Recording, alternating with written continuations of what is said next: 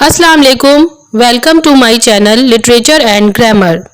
In my previous video, I explained what is collocation and its importance. In today's video, I will tell you some other words which are used as collocation.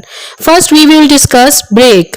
सबसे पहले हम देखेंगे कि break को कहाँ-कहाँ हम collocation के तौर पर इस्तेमाल करते हैं. Break a leg. अगर आपकी टांग टूट गई है या किसी की टांग टूट गई है तो आप कहेंगे ब्रेक आ लेग. ब्रेक आ हैबिट. ब्रेक आ रिकॉर्ड.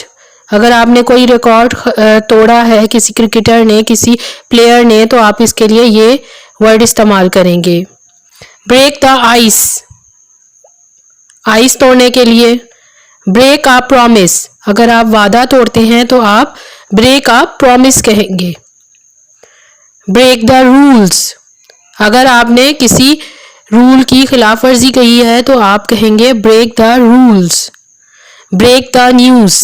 अभी कोई खबर आपने किसी को सबसे पहले पहुंचाई है तो आप कहेंगे break the news. The next word is take. Take a break. अगर आपने ब्रेक लेनी है, काम करते करते बहुत थक गए हैं या किसी को आपने कहना है तो आप कहेंगे you should take a break. Take a chance. Take an exam. Exam के साथ और टेस्ट के साथ आपने हमेशा जो है ना टेक का वर्ड लगाना है. Take a seat. Take rest. Take a taxi. इसी तरह टी के साथ भी आप टेक का वर्ड ही लगाते हैं. The next word is come. Come close. Come to an end. Come first. Come right back. Come on time. ये सारे वर्ड्स हैं जिनके साथ आप कम यूज करेंगे. The next word is catch. अगर आपने कहीं जाना है और बस पकड़नी है तो आप यूज करेंगे कैच अ बस. अगर आपको सर्दी लग गई है, आप बीमार हो गए हैं, तो आप कहेंगे कैच अ कोल्ड. चोर को पकड़ने के लिए भी कैच अ थीफ. इसी तरह बॉल पकड़ने के लिए catch a ball. I am catching a ball. इसी तरह से आग पकड़ लिए किसी चीज ने, आप कहेंगे catch fire.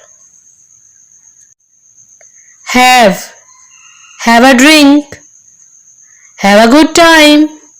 Have lunch. Have sympathy. Have a problem. Have a holiday. The last word is पे.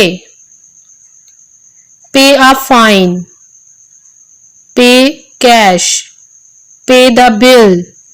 मनी के लिए आप हमेशा जो है ना पे का वर्ड ही यूज करते हैं, ठीक है. लेकिन कुछ और वर्ड्स भी हैं जिनके साथ आपने पे लगाना होता है. Pay attention. तवज्जो दीजिए. Pay interest. Pay respect. You should pay respect to your elders.